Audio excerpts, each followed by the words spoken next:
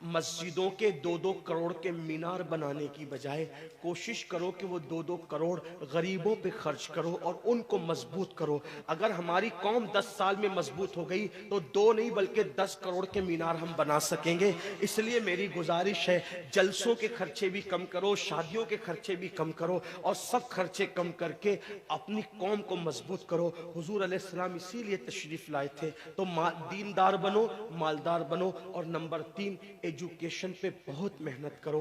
कोई भी जाहिल न रहे, कोई भी अनपढ़ न रहे। खूब खूब पढ़ाओ अपने बच्चों को।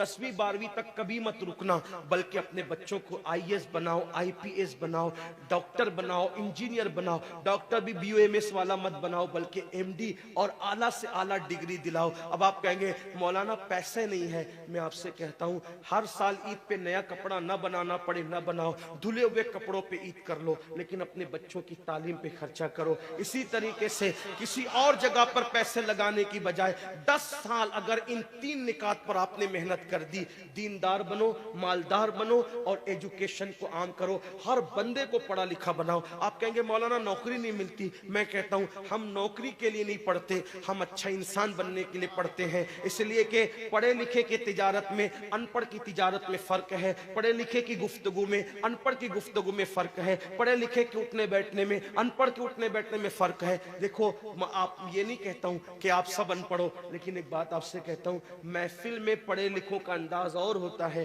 अनपढ़ लोगों का अंदाज और होता है। खाने में, पीने में, उठने में, बैठने में तालीम को आम करो। दुनिया भी पढ़ाओ, आखिरत भी पढ़ाओ। अपने बच्चों को इतना इल्म दो कि वो मुसलमान रहे, सच्चे मुसलमान रहे, और अपनी बच्चियों को भी इतना इल्म दो, सच्ची पक्की मुसलमान रहे। और स्कूल, कॉलेज, यूनिवर्सिटी में आला से आला तालीम दिलाओ। और याद रखना, गुर्बत का बहाना मत बनाओ। बिटिया की शादी होती है तो लाखों रुपए कहां से आते हैं। और आपसे कहता हूं, 8 घंटे मेहनत करने की बजाय 16 घंटे मेहनत करो। मेहनत में पीछे मत हटो, अपने बच्चों को पढ़ाओ। सिर्फ 10-12 साल हिंदुस्तान के तमाम मुसलमान मेहनत करके अपने बच्चों पे मेहनत कर लें, कोशिश कर लें, काविश कर लें, तो देखना नक्शा बदल जाएगा। ये भी आपसे कहता हूं, एक बात कहता हूं, मना नहीं कर रहा हूं, अगर मुझसे गलती हो तो मेरे उलमा इस्लाह करेंगे। आप मेरी जात को देख के कबूल नहीं करना। बाप के चेहलुम पर 40 देग पकाने की बजाय 1 देग पकाओ। उन 40 देगों का खर्चा बचाकर किसी बच्चे की तालीम पर अपने बाप के इसाले सवाब के लिए खर्चा कर दो।